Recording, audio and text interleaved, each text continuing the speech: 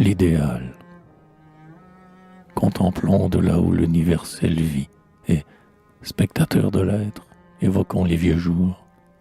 La terre impétueuse à sa route asservie, vapeur confuse, énorme ou palpitant contour. Chaque atome irrité de ses secrets de chaîne, des esprits échappés les mutuels assaut.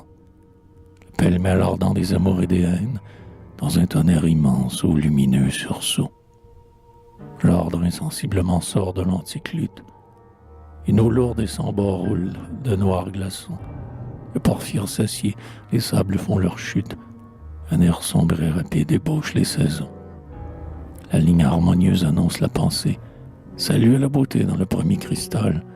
Avec le rocher brut à peine commencé, la forme s'accomplit de l'herbe à l'animal. Et voici l'homme enfin. La nature s'apaise. Elle a pour cette fête achevé ses apprêts. Du cratère qui brûle à la bouche qui baise, elle a fait l'étonnant et douloureux progrès.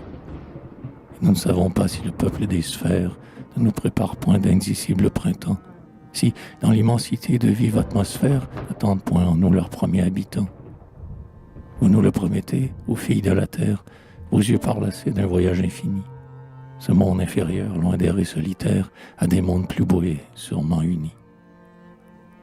Il l'est par le soleil, il l'est par son poids même, il attire le ciel, il en est attiré. Sirius embrasé me regarde, et je l'aime, attends un jour. Je meurs, la vie est un degré. J'étais au premier temps, car j'ai ma part de l'être. Si l'être est éternel, j'en suis contemporain. Mais j'étais comme on dort, sans jouir ni connaître. Et mon réveil fut lent, puis obscur pèlerin, j'ai gravi vers l'azur et je m'y porte encore. Et pour d'autres objets, j'espère un sens nouveau. J'accomplis ton vieux rêve, ô sage Pythagore. De climat en climat, j'allège mon manteau. Et quand l'air enfin, libre en un corps parfait, parvenu du chaos à la suprême étoile, dans la joie et l'horreur du pas que j'aurais fait, telle est la loi du monde. Une vertu l'obsède et l'emporte à son but.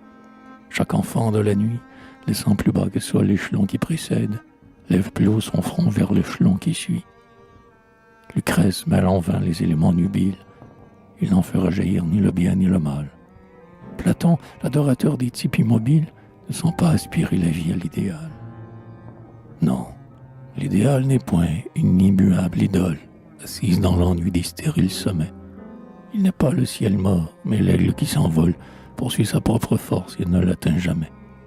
Qui, destructeur zélé de sa coque de pierre, formé dans un chaos de ronces et de granit, se jette éperdument dans la haute lumière, en secouant la cendre et le sommeil du nid.